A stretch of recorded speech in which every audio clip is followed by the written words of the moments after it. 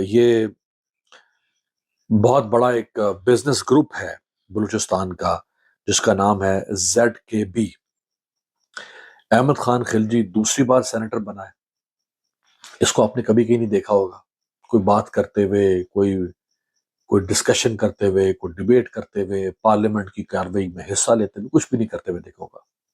صرف پیسے کے بلبوتے پر ایسے لوگ اقتدار میں آتے ہیں، اور یہ دوسری بار سینیٹر بنا ہے۔ اس کے والد کا نام ہے حاجی ظاہر خان خلجی، اور جو ان کا گروپ ہے کنسٹرکشن گروپ، اس کا نام ہے ZKB۔ اس کے سربراہ ہے اس کے والد۔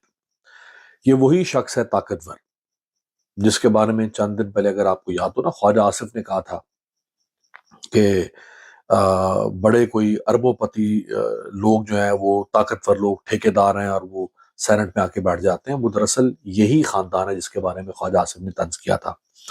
ان کے پاس کراچی سے پشاور موٹر وے، میٹرو بسز، سی پیک منصوبے، یعنی جو بڑے بڑے کھربوں روپے کے جو منصوبے ہوتے ہیں ان کے ٹھیکے یہ گروپ لیتا ہے۔ اب سوچیں کہ یہ پیسہ کہاں کہاں لگاتے ہوں گے، پیسہ کیسے کیسے چلتا ہوگا، کون کون ان کا مرہون منت ہوگا، کون کون ان کا نمک خوار ہوگا، کہاں تک یہ بات جاتی ہوگی۔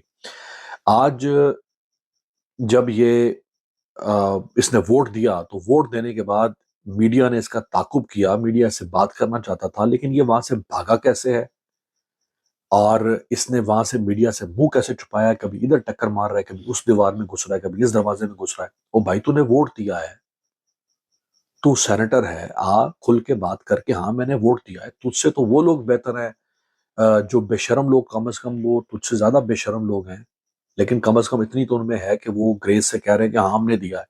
تو بے شرم آدمی چھپتا پھر رہا ہے۔ یہ دیکھیں سر، آپ نے ووٹ دیا ہے، سر آپ نے ووٹ ڈالا ہے اس کو، حکومت کو، جمعیت سے آپ کیوں جواب ہی دے دیں